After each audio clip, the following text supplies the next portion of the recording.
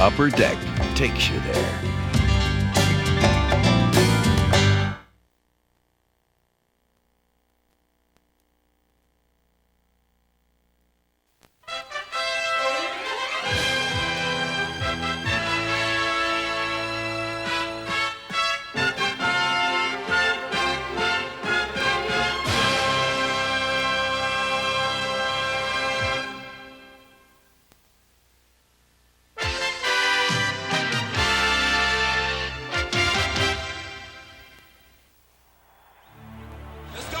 Enter the arena of battle. A demanding proving ground where players who aspire to greatness undertake a treacherous quest that ultimately pits man against man.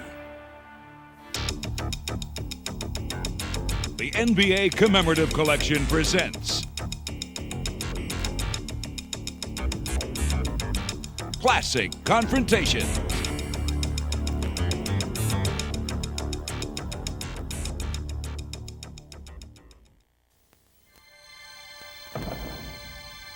The blacktop of the playground. Basketball in its purest form. It is here where the most primal of confrontations take shape. And where dreams take flight.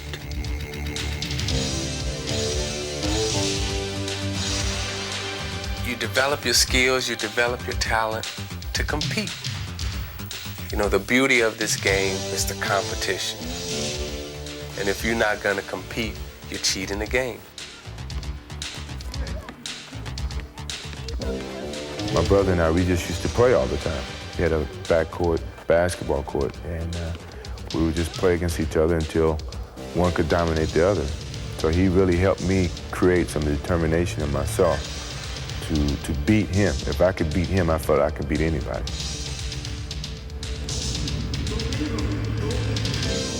There's little things you pick up by playing basketball every day that, especially as a kid, that you put in the back of your mind, and when them situations arise on the court, you know how to utilize them.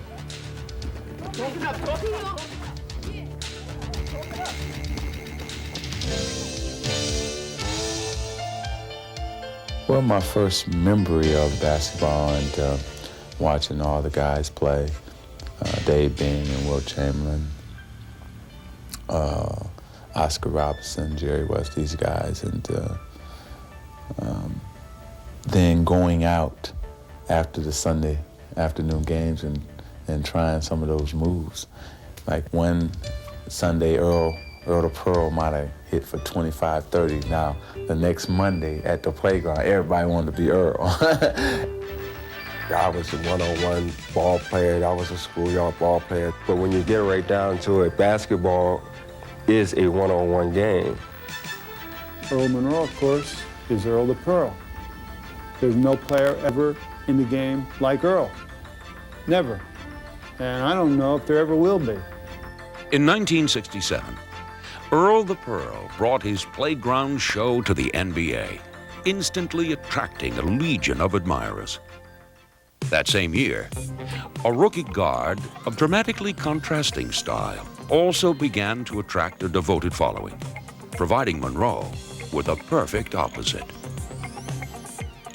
To me, Walt Frazier, even with all the credit that he received, I thought was underrated. Maybe because of his style, he was not flamboyant. He did everything in such a low-key fashion and always came through in the big games. When things got really tight, I was always deadpan. I never showed any emotion. So most people say, wow, this guy's really cool, man. How could he be like that when everyone else is going berserk?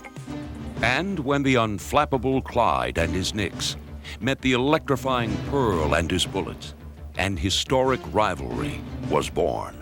Clyde and myself, you know, two young guys came in the same year vying for that position to be called the best. More than just opponents, they were each the embodiment of their team's philosophies, the Knicks were a pass and the open man type of team. We were a one-on-one team, so that made for a great matchup. And, you know, it was always New York and Baltimore as well. So Clyde was, again, the establishment, and I was the anti-establishment. Yeah, I remember Fire and Ice, the two analogies that they made for us. They were specialists at opposite ends of the court. One a magician, the other a thief. We were so evenly matched that, and nobody wanted to give an inch. Frazier is guarding Monroe. Monroe veers to his left. 10 seconds to go.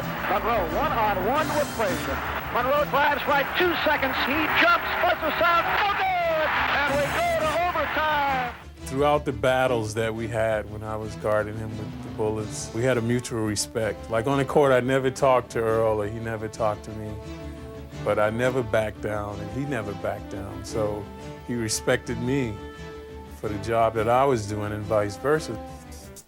That respect would be tested as Monroe and Frazier saw their rivalry take the most ironic of twists. They became teammates. The New York press was saying that I would be traded. There was no way the two of us could play in the same backcourt. We would need 2 basketballs. But Earl and I never had a problem like the press thought we would, because when he came to the Knicks, we still had that respect.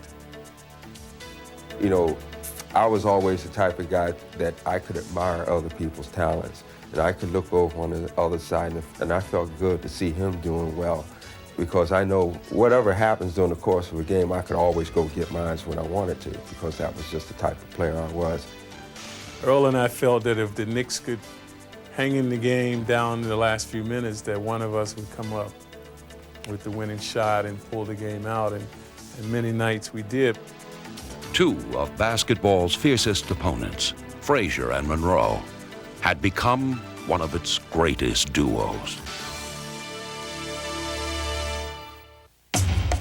Let's go back to the phones. Hello, you're on the air. How you doing? I'm first-time caller. I mean, I respect the player matchups as much as anybody, man. Earl, Pearl, and Clyde, nobody, I love them. But how about the coaches? I mean, these guys have the great matchups. Bingo. Now there's a refreshing thought. Why the coaches have all the ammunition. Absolutely, absolutely. No question, man. Yeah, the coaches. No, yeah, absolutely, yeah. Now take Chuck Daly. And Riley, the Lakers. The coaches sure don't take the shots, but they sure call them. In some ways, it's a plus, but in some ways, it's very difficult for a coach, because you're always looking at which button do I touch and how long do I ride this player when he's not having a good night. In order for, you know, any team, you know, any company, any group that has to accomplish something, and there's an objective and a vision, and it takes time to not only become perfect and fit, but for the other parts to be able to deal with them. Somebody has to give up something on a club. Everybody can't play 48 minutes. Everybody can't get 48 shots, even though all of them, that's the way they would like to play. So consequently, I know playoff basketball is one-on-one basketball at times. I found out that in the playoffs, it's not a battle of skills. It's a battle of wills. It's not a battle of how good you can shoot or how good you can rebound or dribble. It's a matter of how tough you are up here. We're all out of sync. We're all out of position. We're not thinking at all. We're just going through the motions up and down the court. Not playing guys out here. This is their music. I mean, stay tough. Stay tough. That's what it's about. Anybody who understands success and finishing first or winning on a regular basis knows that it doesn't happen by chance. You don't ever get there just because of your talent. It's all heart, baby. Let's go, let's go. Let's go, Pat. For those few special teams, like the Lakers and the Pistons, strength comes from within. You've never competed this hard before as an athlete. And if you're not willing to go deep down inside yourself and find that reservoir, then you're beat. I guess really it's hard for people to understand what all goes into playing this game and playing it the way I want to play it. Everybody should go through it. You can't buy the feeling. If you could bottle it up, it would go for $50 million. because all you do is screw off the top.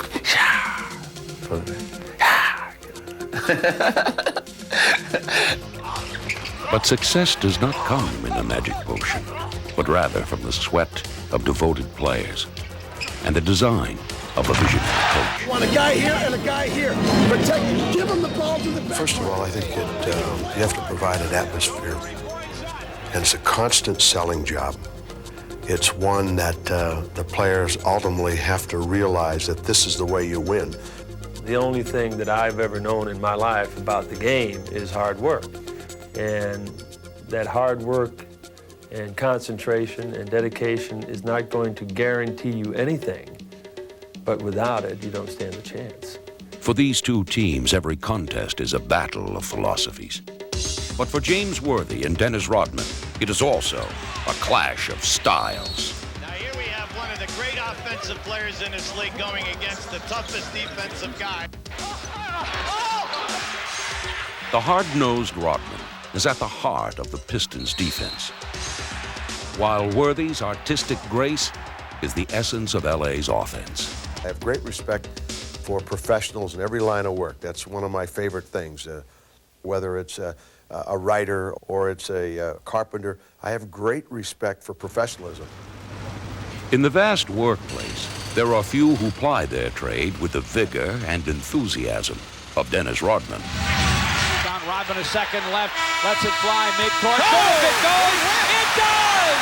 A triple! From half court, the worm strikes! I love my job, even though the job that I do on the court, people don't like. They don't want to do it. But I love what I'm doing. I want to earn my money. I want to earn my respect on the court. And the Pistons' blue-collar worker will go to any length to earn his yeoman's reputation. He's a hard-nosed competitor you'll find and plays every day the same, practice or games. Doesn't know anything except playing hard. Like Rodman, Worthy gives total dedication to his craft, but through a very different medium of expression. Discipline is the key to the foundation for the making of an artist, and that goes for any artist.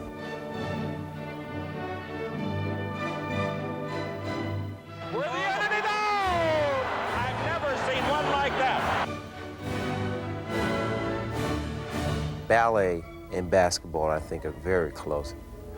I didn't realize the similarity until I had the opportunity to go to a couple of ballets, and I sat there and I watched that and I said, man, this is the same thing.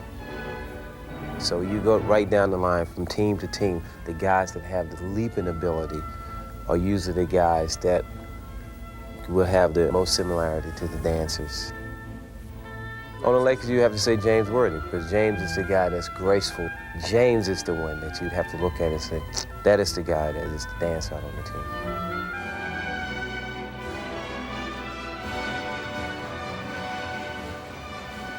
I've been watching him since he was at North Carolina, and he has always had his own style, basically, and it's usually very graceful watching him play. And for the artist, the genius is in the execution. Being able to repeat something cleanly over and over again, that's technique. And Mr. Worthy, I see him being pretty close to being technically perfect. It's really scary how good he is, and especially when it's the big game or the big series. And in those crucial moments, the burden of stopping him falls on one man. By yourself, Warren, by yourself! Now you get a guy who is not afraid to stick his nose in and play the toughest people night in, night out. When I stop worrying, it's like a great, great feeling because, hey, this guy here get to the basket in the blink of an eye. I like doing things hard. I like to work. Work, work, work. And when grit meets grace, a bruising ballet begins to unfold.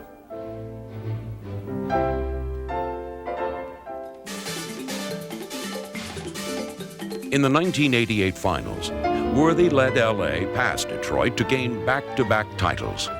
But the confrontation was far from over. A year later, Rodman overcame agonizing back spasms to help the Pistons gain their first championship. It's all right, big man. You got us here, we'll do the rest. You got us here, we'll do the rest. And the rivalry continues. Because for basketball's greatest players, though their bodies may sometimes fail, their indomitable spirits do not. For 6'9" center Willis Reed, playing in pain was a way of life. Like his rugged adversary, 6'7" Wes Unseld, he made up what he lacked in height with unyielding desire. And when these two relentless warriors collided, the ferocious banging of bodies mirrored the epic battle of their wills. I knew I had to face Willis Reed, doing a series, maybe 4 or 5 times during the course of the year. I didn't need anything else to psych me out because I knew if I wasn't ready, you'd probably get your face walked in. There were 2 things about Wes that were significant. First of all, because he was not a great jumper, post-up wise, if I could post him up, I could be a low post center against him. But one thing that Wes did better than most any other big guy in the league, he was an excellent offensive rebounder. And what he would do was, once the ball went away on the weak side, he would get himself in great offensive rebounding position. And what Wes had developed a real great technique, he would always put his arms up like so, and he would just take his big body and just walk you right up under the basket. And next thing you know, you look up, you're looking right up through the nets, and if the ball bounces off, I mean, he gets the rebound and puts it right back, or else you foul, a 3-point play or a 2-shot free throw. He wouldn't crack. I knew going in that this was going to be a job that night. I would do everything I could think of doing to try and make Willis quit. But Willis Reed was not a quitter.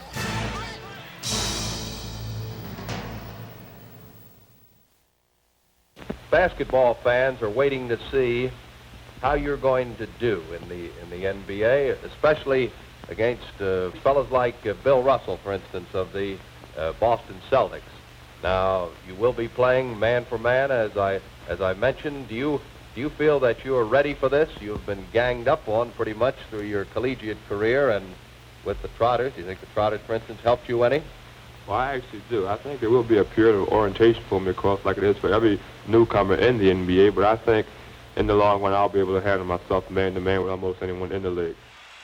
For one, there is no argument. There's just really no comparison. If we had videotape, I think that it would just completely wipe all those thoughts away. There was any kind of comparison between Wilt Chamberlain and Bill Russell. For the other, it is a comparison to be shunned. At first, I considered him a rival as a professional. But then I realized very rapidly that that was a mistake. But for most, it is one of sport's greatest rivalries. A compelling conflict of 2 very different men who dominated an era of NBA basketball.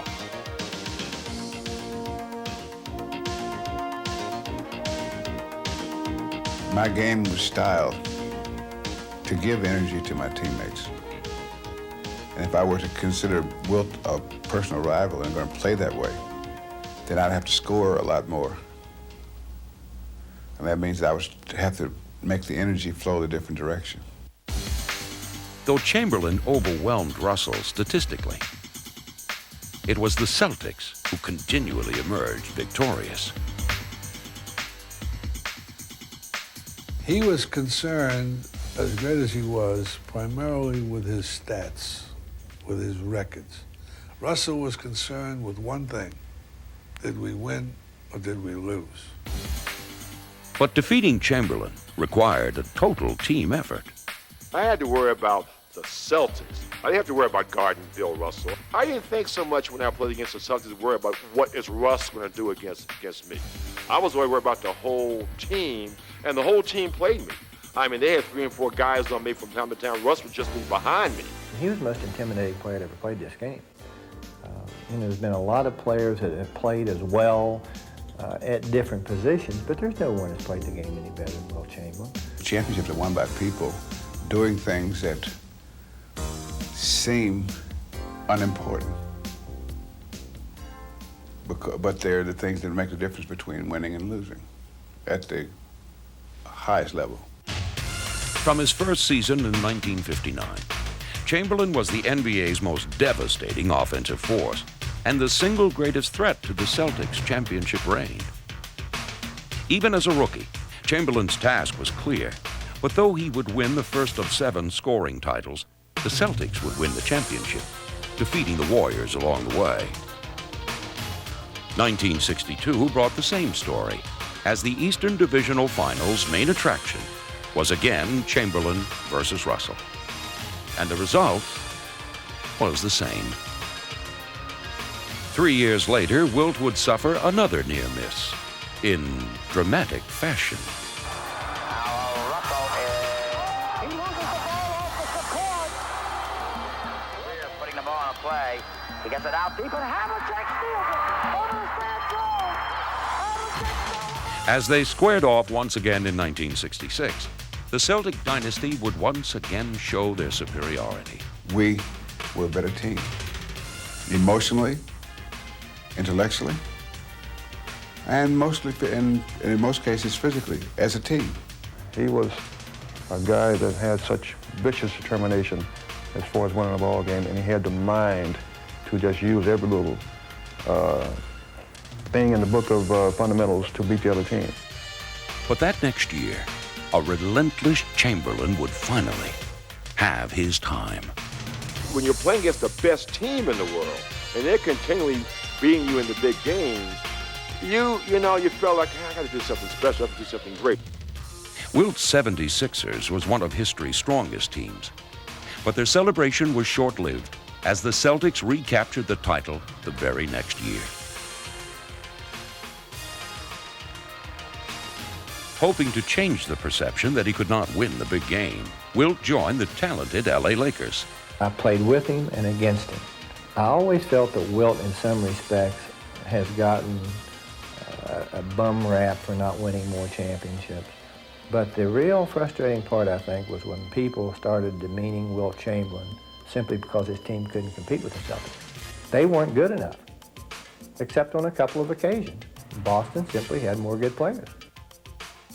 But changing teams did not alter the season's outcome, as Chamberlain was once again unable to loosen Boston's decade-long stranglehold on the NBA championship. He was very good. He was a very great player. But we beat him. We were just a little better. And so that if you single Wilt out and say that he's a loser, that's not right. I just say we were great winners. But more than who won or lost, it's the memories of the rivalry that endure. But here's the way Dumars does it. Who's better? I think Michael Jordan. Who's my man? Except we can't jam like Jordan. I mean, Michael Jordan, the slam dunk champion twice. Yeah, but whose team won the world championship last year?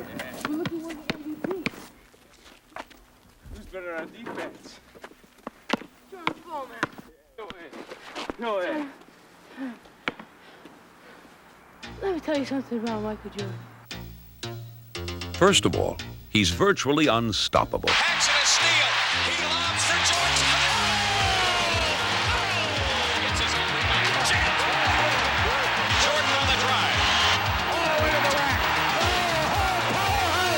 If I get the ball, you at mercy of whatever I want to do. Left corner, 6 on the clock. Jordan drives a baseline, reverse layup is in. There's nothing that you can say or do about it if I'm on my game. High step on Mark Jackson in for the right side. Shoots it up baseline, right in. The feeling is like you own. You own the ball, you own the game, you own the guy who's guarding you. You can actually play him like a puppet.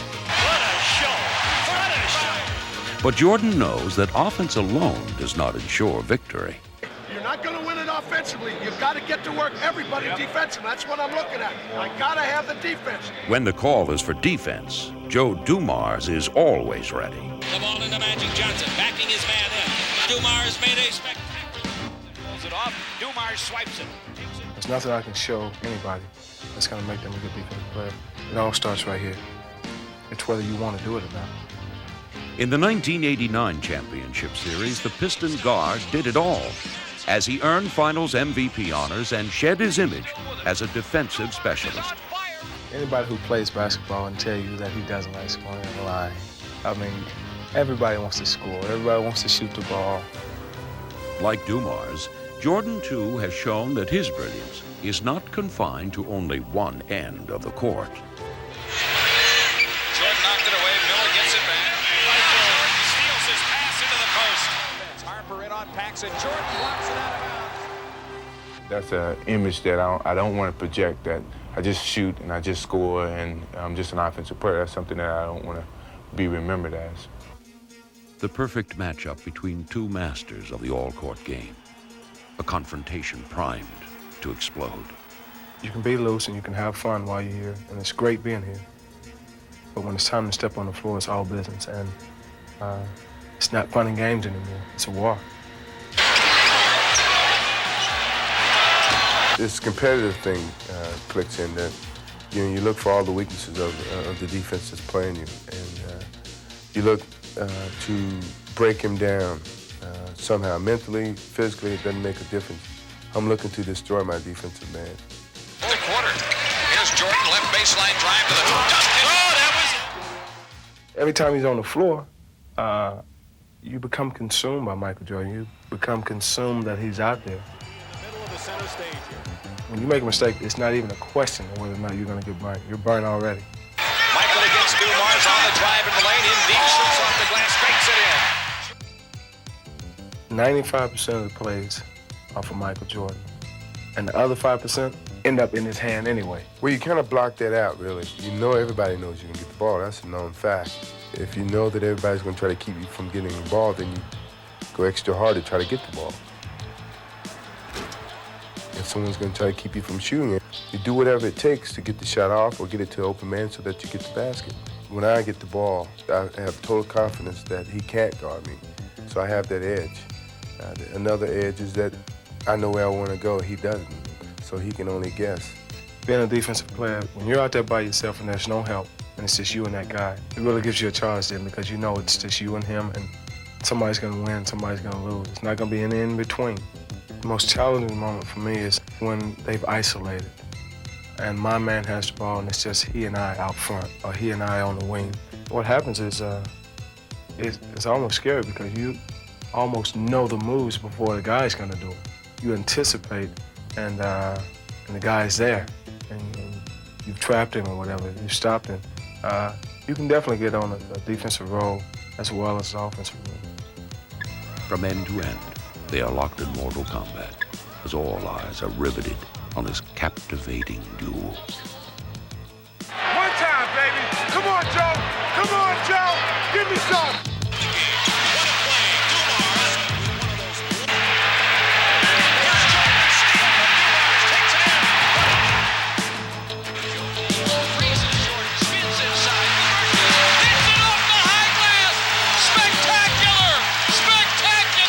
You live for those moments. You live for those moments. That's an entertainment or showmanship, if you want to say it, of two people who has tremendous creativity, and you never know exactly what's going to happen next. And that's something that inspires everybody, and it certainly inspires me when I'm playing against them. From the moment they step on the court, the spotlight belongs to them. And though it is a team game, they stand alone on center stage.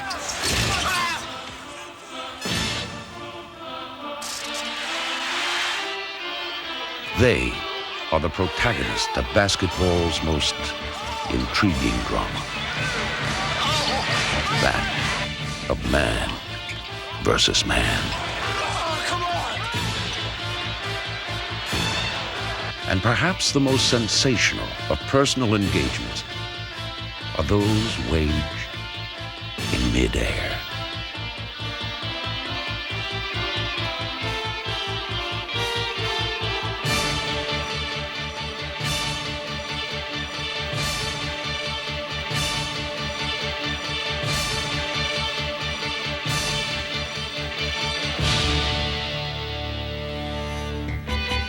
Might come down and he said, and boom! Neat come down and he, boom! And they just go back and forth. And you know, Jordan had 30 at the quarter, Dominique had 22 at the quarter. And they be pointing at each other, you know, yeah, come on with it. And they just go at it, you know, and it's good competition.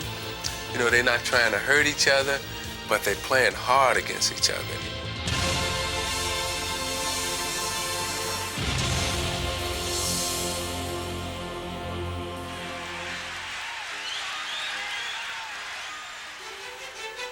But the competitive fires never burn brighter than when elimination hinges on every play.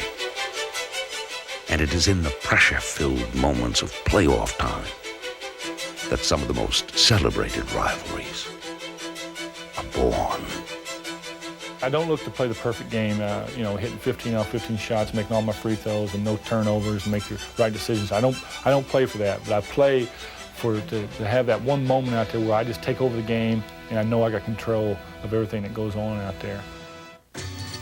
Game 7 of the 1988 Eastern Conference semifinals.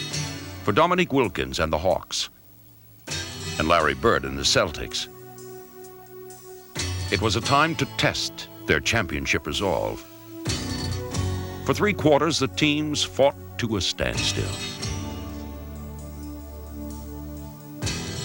But it was only a prelude to what was to come. As the final quarter began, a grueling personal contest of can you top this was about to begin.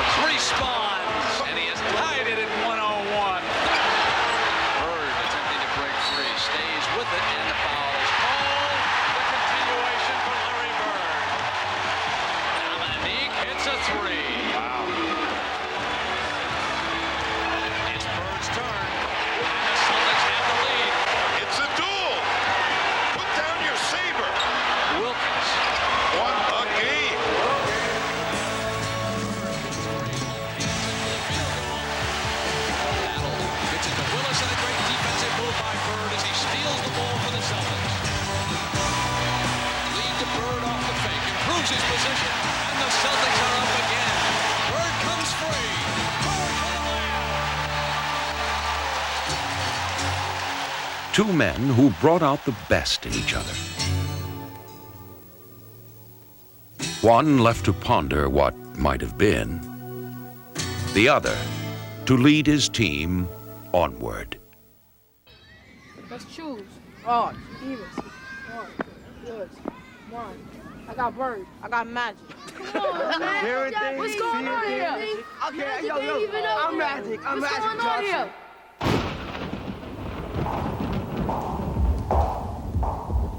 Like specters, they chill the hearts of all who face them, stalking their nightmares and crushing their dreams. For their opponents, time has no meaning, because there is no escape.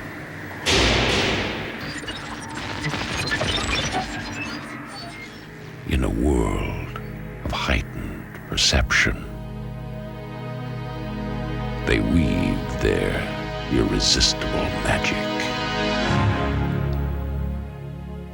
Ultimately, facing only each other on the battlefield of the mind.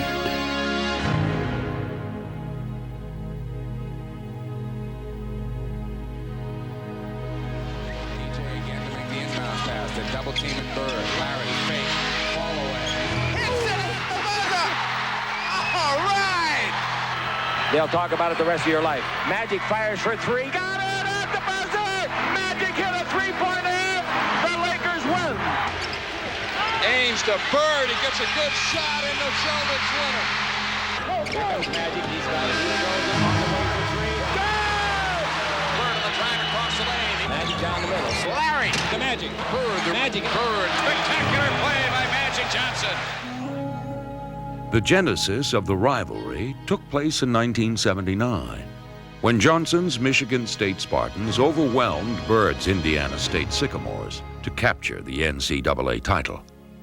Next stop for this bold 20-year-old, Game 1 of his pro career. Lakers win. Score it. Kareem Abdul-Jabbar has given the Los Angeles Lakers a victory, and Magic Johnson is out there celebrating like they just won the NCAA championship. While Magic created an instant sensation in L.A., back east, Boston's newest hero pumped life back into the dormant Celtic tradition. Larry Bird follows his own shot. Oh, what a play! But their historic first meeting awaited. And at the L.A. Forum, both spectacular rookies were primed for the challenge. As Bird's uncanny shot-making ability was countered by Johnson's dazzling floor leadership.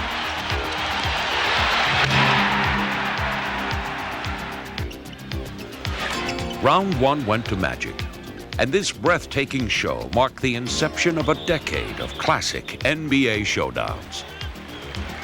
This game meant a lot to everybody, not just me and Magic probably, but you know, it's the first shot they had all year, and they wanted to look good in front of the crowd, and they did. So, you know, we're just looking for a rematch now.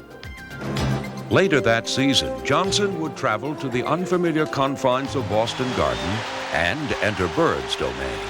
I'm very excited about the big crowd and about being here in Boston for my first time. It's going to be a big game, a lot of enthusiasm throughout the crowd, and I just hope the best team wins today. Though Bird would go on to become Rookie of the Year, the game and eventually the title would belong to Magic's Lakers. We go head to head and we go for blood almost. You know, it's just, we're so competitive, and I just tell them a good game and I just smile a little bit. It was that enchanting smile that grabbed Madison Avenue's attention. Magic 106. Bird was not far behind. For the best pro player, I walked away with the MVP. As the two superstars seemed to be everywhere. I heard Converse made a pair of Bird shoes for last year's MVP. Yep. Well, they made a pair of Magic shoes for this year's MVP. Okay, Magic, show me what you got. Everywhere except together in the finals. But in 1984, that would change. The time of reckoning was here for two great teams and two transcendent players. The series would be a proving ground, and both men were ready. I enjoy playing against a lot of guys, but I don't think there's any one guy in the league that I'd rather play against than the Magic and his team. From coast to coast, Bird and Magic took center stage as the Celtics prevailed in 7 furious contests. As long as Larry's on the other side and I'm on this side, it's going to always be that. And after it's over, when we play in these all-star games, these old-timer games, we're going to want to beat each other. And after that, when I see him on a park and recreation, I'm going to want to kill him then, too. He's going to want to kill me. The next year, Magic sought redemption, and though Bird threatened to steal another championship, It's all over. It is all over. Boston wins the all-important game. Magic would dramatically turn the tables as the Lakers would become the first visiting team in history to win a title in the Boston Garden.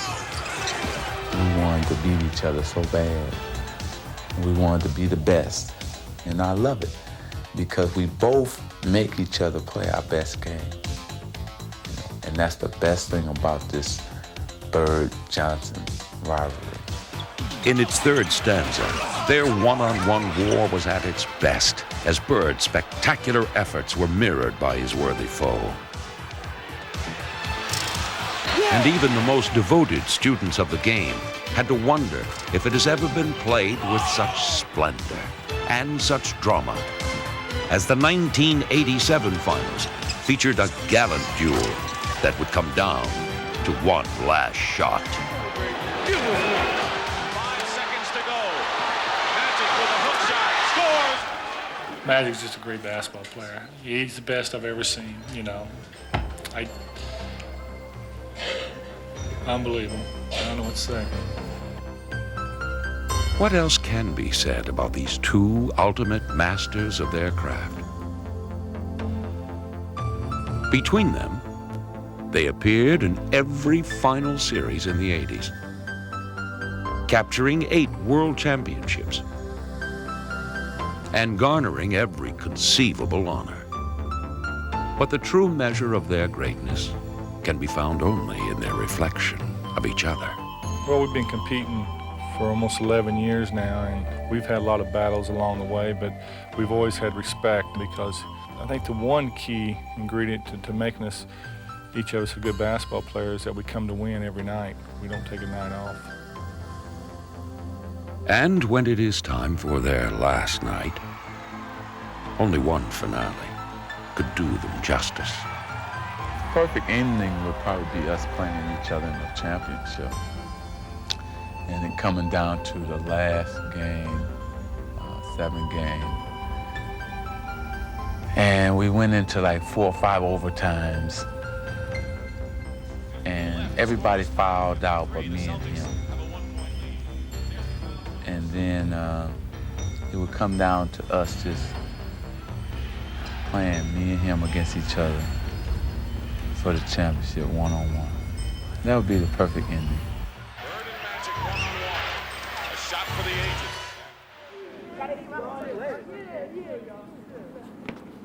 Yeah! Don't forget Tuesday. Man, you talked a lot of trash out there today. I meant what I said. I owned you today. We still friends though, right? Friends forever.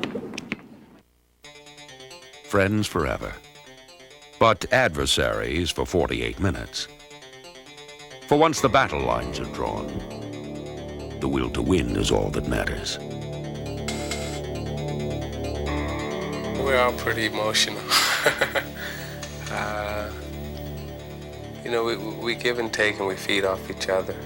We get after it, you know. We're good friends and we can resolve things after it's over, but when we play just pickup games, one-on-one, you know, we draw blood. With the pleasantries on hold, nothing is sacred. When we throw the ball up, hey, I don't know you, you don't know me. You come inside, I'm gonna slam you, he gonna slam me. I'm gonna take the shot, he gonna take the shot. And I'm gonna try to kill him, he gonna try to kill me, and I love it. Get a bucket!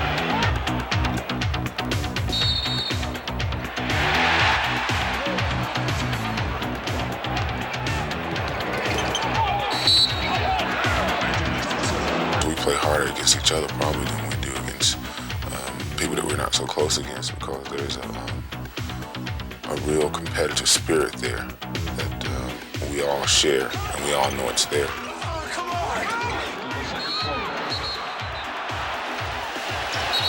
And now we see Magic Johnson getting it in. You play the game and you compete. I mean,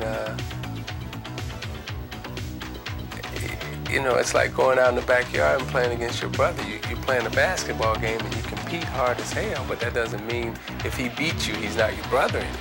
In the heat of the battle and something happens and I may say something, he may say something, and then he's not gonna just let me say it, I'm not gonna just let him say it.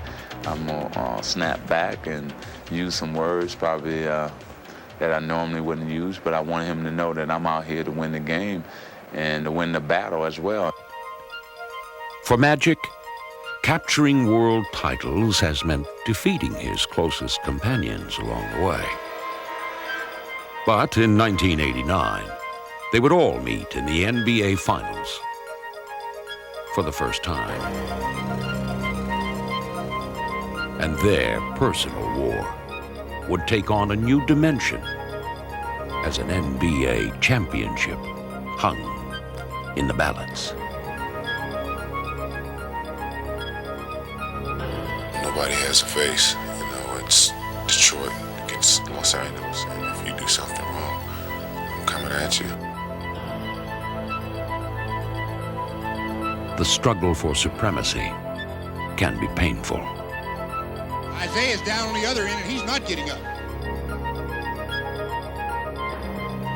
But a special few overcome these hardships to fulfill their undying passion for the game. It takes all of me, all that I have, emotionally, physically, and mentally. And I'm not settling for nothing less than winning. And when the games are over, friendships can resume. Until next time. It is in the playground, however, where allegiances shift quickly with the changing of sides, that basketball finds its ultimate clarity. Here, the enduring bond of friendship and the joy of competition stand openly side by side. And the beauty of the game comes finally from its essential simplicity.